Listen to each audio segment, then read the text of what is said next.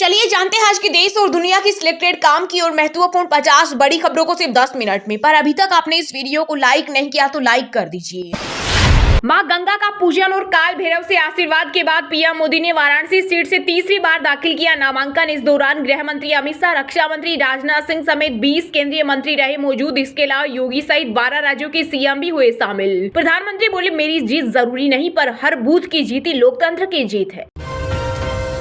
GST, Agniveer और बब्बर शेर झांसी की रैली में कांग्रेस नेता राहुल गांधी और सपा प्रमुख अखिलेश यादव ने बीजेपी पर बोला बड़ा हमला। कहा, हमारी सरकार आती तो हम जीएसटी को बदल देंगे, देश में 5 अलग अलग टैक्स नहीं होगा, अग्निवीर योजना को हम उठाकर कूड़ेदान में फेंक देंगे। चुनाव के बाद मोबाइल यूजर्स को लगेगा बड़ा झटका, 50 से 250 रुपए तक महंगा होगा मोबाइल रिचार्ज। दरअसल टेलीकॉम कंपनियां अपने रेवेन्यू में इजाफा करने के लिए चुनाव के बाद अपने टेरी प्लान में 25% तक बढ़ोतरी कर सकती है। लोकसभा चुनाव के बीच महंगाई की मार, देश में थोक महंगाई दर अप्रैल महीने में बढ़कर 1.26% हुई, जो पिछले 13 महीने के उच्चतर स्तर पर है। खाद्य महंगाई पर मार्च के मुकाबले 0.8% बढ़ी। वहीं साबुन, तेल जैसे डेली यूज के सामानों के दाम भी बढ़े। उत्तराखंड के मदरसों में हिंदू बच्चों को दी जा रही इस्लामी शिक्षा, राष्ट्रीय बाल संरक्षण आयोग ने किया बड़ा खुलासा। कहा, राज्य में 400 से ज्यादा मदरसे अवैध रूप से चल रहे। इसके साथ ही कई मदरसे ऐसे भी जहां हिंदू बच्चों को इस्लाम धर्म की शिक्षा प्रदान की जा रही।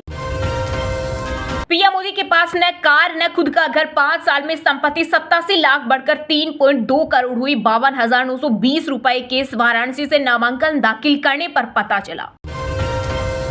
मुंबई में आंधी तूफान और बारिश बनी आफत। घाट कोपर के एक पेट्रोल पंप पर लगा 100 फीट ऊंचा और 250 टन वजनी लोहे का होर्डिंग गिरने से 14 लोगों की मौत और 74 घायल। एनडीआरएफ की टीम ने 78 लोगों को सुरक्षित निकाला। समोसे के बाद भारतीय गोलगप्पे पर आया अमेरिका का दिल। व्हाइट हाउस के मेनू की बना शान, खूब चख रहे मेहमान। समोसे के बाद गोलगप्पा ऐसा दूसरा व्यंजन है जो अब व्हाइट हाउस के डिनर पार्टियों में देखा जाने लगा है। अगर लोकसभा चुनाव में इंडिया गठबंधन जीता तो दूसरे दिन जेल से लौट आऊंगा। दिल्ली के सीएम अरविंद केजरीवाल बोले, लोग अब ये शर्त लगा रहे हैं कि भाजपा को 250 सीटें भी मिलेंगी या नहीं। नामांकन से पहले पीएम मोदी ने वाराणसी के दशाश्वमेध घाट पर की पूजा और मां गंगा से लिया आशीर्वाद। बोले, मां के निधन के बाद गंगा ही मेरा मां, परमात्मा ने मुझे भारत भूमि की सेवा के लिए चुना है। मुकेश अंबानी के छोटे बेटे अनंत और राधिका का दूसरा प्री वेडिंग सेलिब्रेशन 28 से 30 मई के बीच होगा। यात्रा इटली से शुरू होकर सदन फ्रांस में खत्म होगी। इस दौरान 800 मेहमान पहुंचेंगे। क्रूज सी पर होंगे सभी फंक्शन। 400 रुपए दाम होने पर सिलेंडर के ऊपर बैठी थी अमेठी सांसद, अब चुप क्यों। कांग्रेस महासचिव प्रियंका गांधी ने स्मृति ईरानी पर कसा तंज। कहा, हम भगवान के नाम पर कसम नहीं दिलवाते कि आप हमें वोट दो, लेकिन हम जनता से झूठे वादे भी नहीं करते। सोना चांदी की कीमतों में आई तेजी। India Boolean and jewellers association के अनुसार 10 ग्राम 24 कैरेट सोना 38 रुपए महंगा होकर 72,202 रुपए पर पहुंचा। वहीं 1 किलो चांदी 586 रुपए महंगी होकर 84,080 रुपए पहुंची।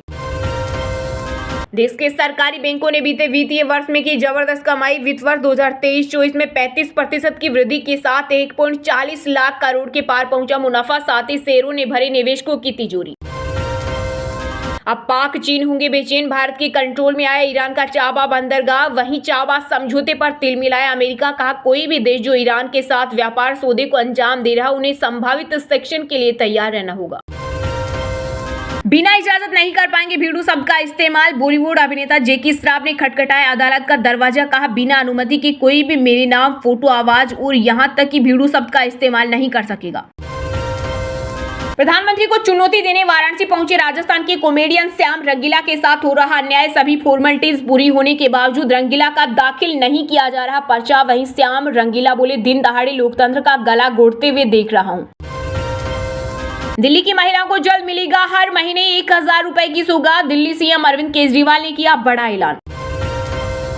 दिल्ली के सीएम अरविंद केजरीवाल के बयान पर कांग्रेस अध्यक्ष मल्लिकार्जुन खड़गे ने जताई सहमति। बोली, हमारे जितने भी लोगों को बेवजह जेल में डाला है उन सबको छुड़ाएंगे। साथ ही कहा, अगर नरेंद्र मोदी के नेतृत्व में बीजेपी ने फिर से जीत दर्ज की तो भविष्य में चुनाव नहीं होंगे।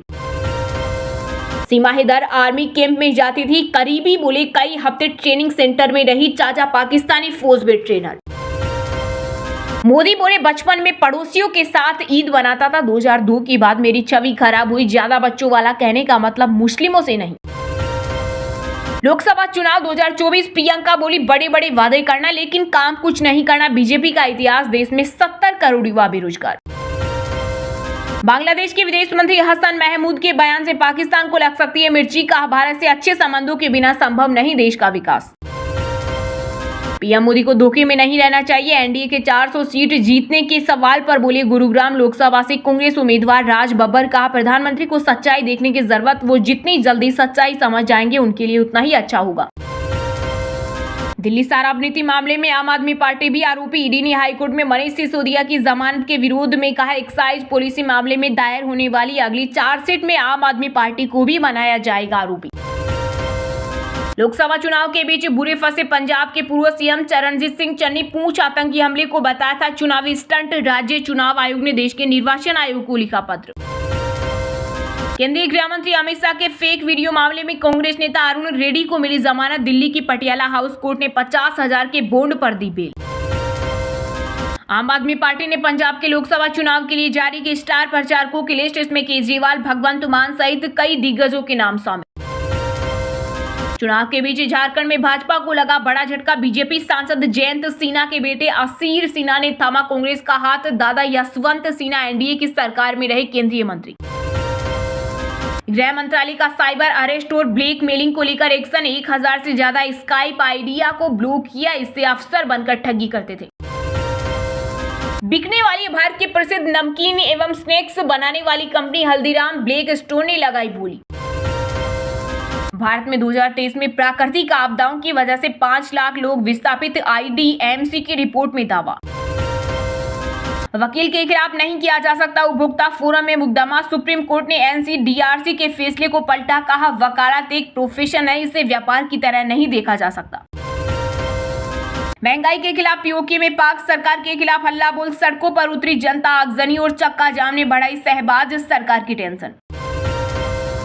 एल्गार परिषद मामले में गौतम नवलखा को सुप्रीम कोर्ट से मिली बेल। बेंच ने कहा, सुनवाई में तो कई साल लगेंगे। हाउस अरेस्ट के बिल के लिए 20 लाख रुपए चुकाएं। चलिए अब जानते हैं जो आम आदमी के काम की और फायदेमंद खबरें हैं उनको विस्तार से। पर इससे पहले अभी तक आपने इस वीडियो को लाइक नहीं किया तो लाइक कर दीजिए।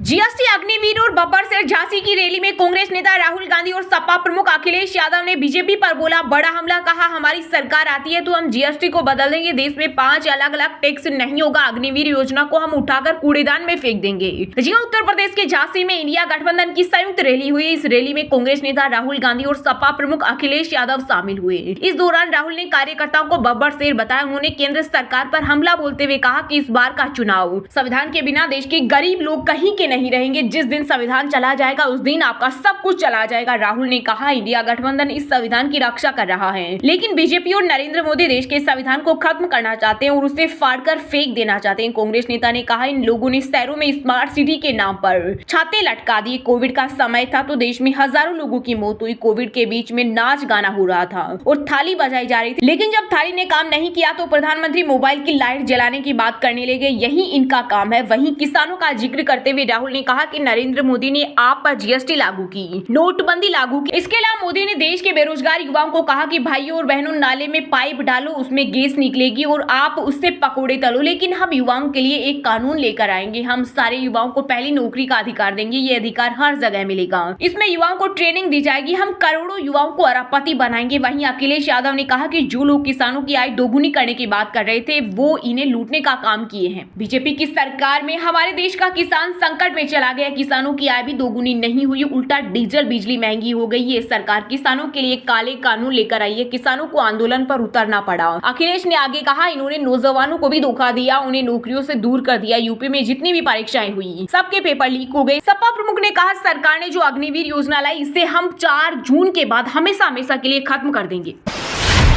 दिल्ली में आम आदमी पार्टी ने शुरू किया वॉशिंग मशीन का काला जादू कैंपेन। मंत्री गोपाल राय बोले बीजेपी का काला चिट्ठा खोलेंगे। वहीं सौरभ भारद्वाज ने बीजेपी शासित केंद्र सरकार पर ईडी सीबीआई के दुरुपयोग का लगाया आरोप। जी हां, लोकसभा चुनाव के लिए आम आदमी पार्टी ने कैंपेन तेज कर दी। दिल्ली में पार्टी ने बीजेपी के खिलाफ वॉशिंग मशीन कैंपेन शुरू किया। इस मौके पर केजरीवाल सरकार में मंत्री गोपाल राय और सौरभ भारद्वाज मौजूद रहे। दोनों ही नेताओं ने बीजेपी शासित केंद्र सरकार पर ईडी सीबीआई के दुरुपयोग का आरोप लगाया। इस दौरान एक नाटक का मंचन किया जिसमें आपके वॉलंटियर्स को ईडी सीबीआई के रूप में दिखाया गया। साथ ही इस दौरान अशोक चौहान, हेमंत बिश्वा, अजीत पवार, मनीष सिसोदिया, सत्येंद्र जैन, संजय सिंह, हेमंत सोरेन, अरविंद केजरीवाल जैसे नेताओं के किरदार में भी आम आदमी पार्टी के कुछ वॉलंटियर्स तैयार किए गए। इस कैंपेन के जरिए यह दिखाया गया कि कैसे विपक्षी नेताओं पर ईडी सीबीआई की कार्रवाई हो रही है। मंच पर वॉशिंग मशीन और जेल को दिखाते हुए 2 बॉक्स बनाए गए थे, जिनमें एक बॉक्स में अशोक चौहान, हेमंत बिश्वा और अजीत पवार जैसे नेताओं को वॉशिंग मशीन में धुलकर बीजेपी में शामिल होते दिखाया गया। वहीं दूसरे में अरविंद केजरीवाल, हेमंत सोरेन, मनीष सिसोदिया और सत्येंद्र जैन जैसे नेताओं को जेल जाते हुए दिखाया गया। इस दौरान मंत्री गोपाल राय ने कहा कि देश में 4 चरण के चुनाव के बाद जो संकेत मिले उसके मुताबिक बीजेपी पूरे चुनाव में 200 से 220 सीटों पर चिमट रही है। दरअसल दिल्ली में 25 मई को सभी 7 सीटों पर वोटिंग होगी। आम आदमी पार्टी दिल्ली आबकारी नीति मामले में सीएम अरविंद केजरीवाल की गिरफ्तारी को लेकर लगातार बीजेपी पर हमला बोल रही है। पार्टी का कहना है कि बीजेपी ने आम आदमी पार्टी को खत्म करने के इरादे से बड़े नेताओं को गिरफ्तार कराया है।